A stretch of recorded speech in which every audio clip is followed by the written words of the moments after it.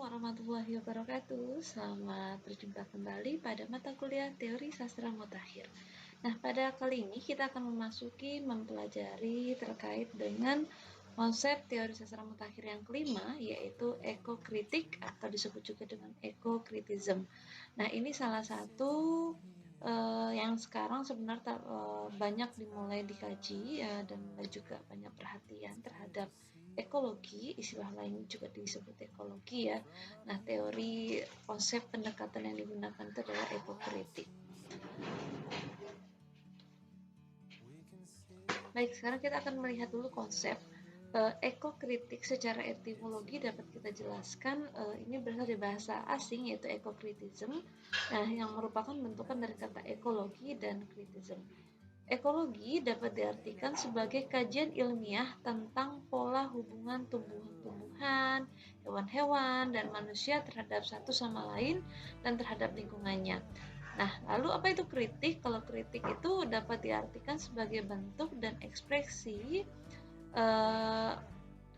penilaian ya, bentuk ekspresi tentang kualitas baik atau buruk sesuatu. Jadi maaf, ini maksudnya kritik dapat diartikan sebagai bentuk penilaian terhadap kualitas sesuatu itu baik atau buruk. Nah, jadi ekologi bisa kita definisikan berdasarkan konsep dari bentukan dua kata ini atau ekokritik ya.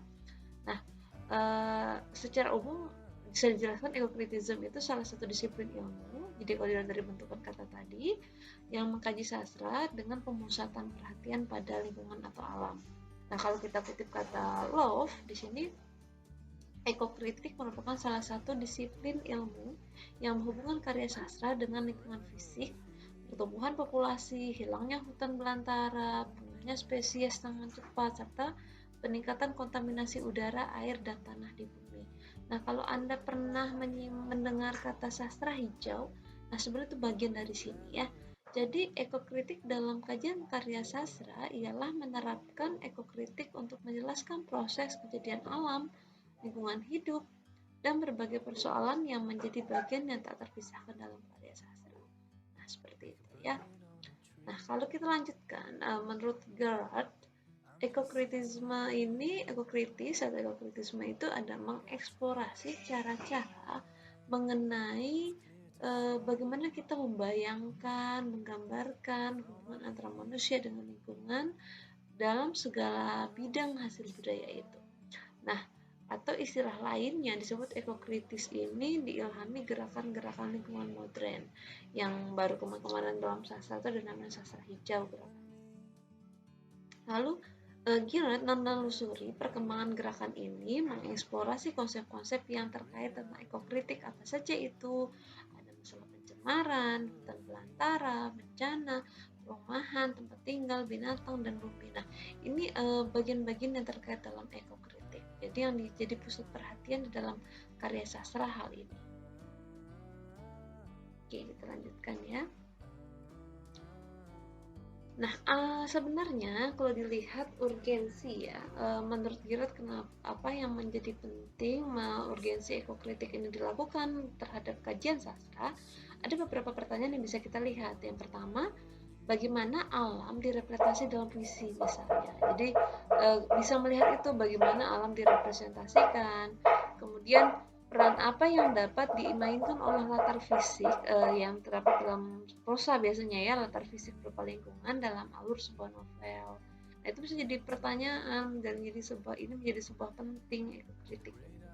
Yang ketiga, apakah nilai-nilai yang diungkap dalam sebuah puisi, novel, atau drama itu konsisten dengan kearifan ekologis?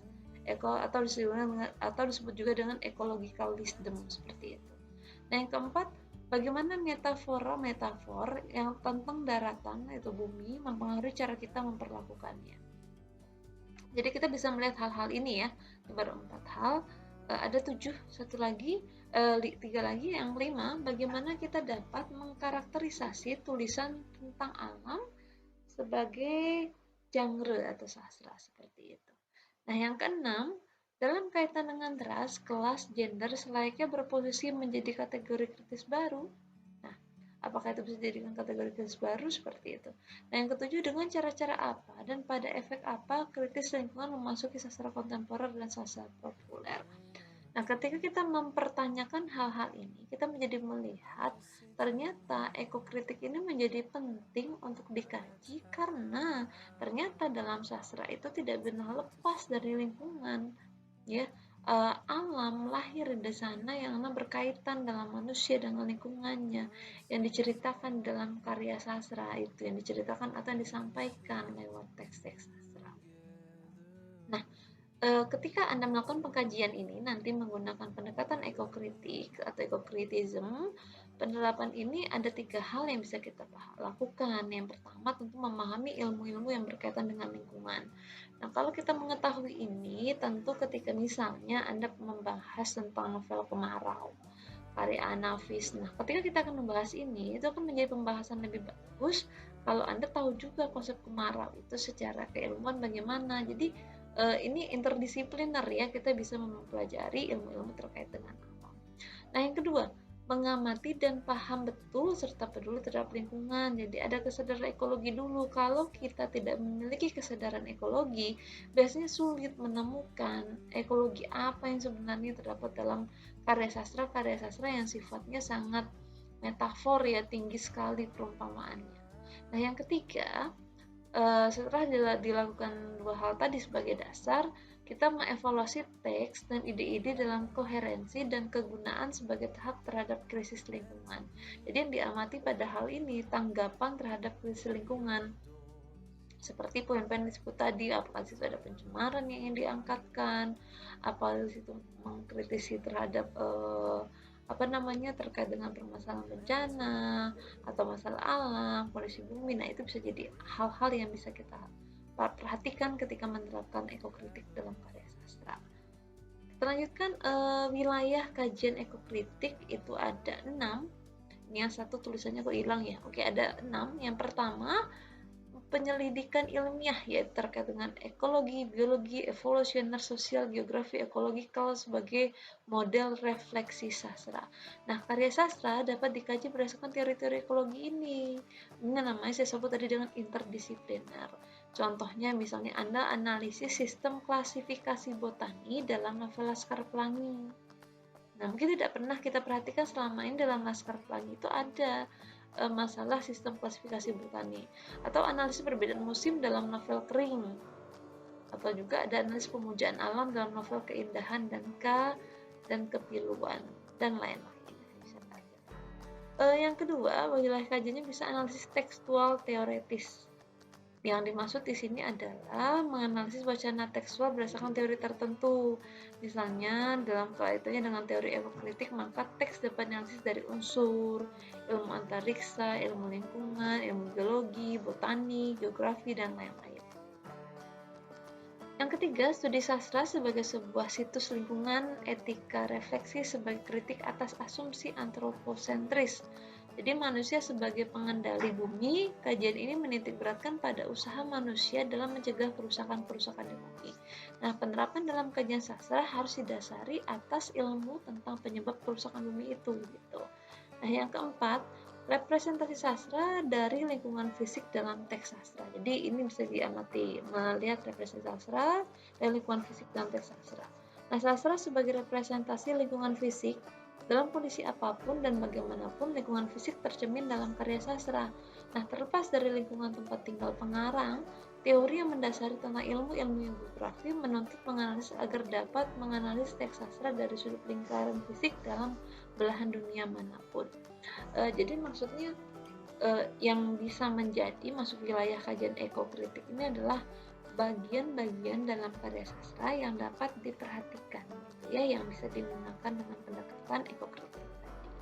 Nah, yang kelima, studi retorika. Jadi model wacana misalnya.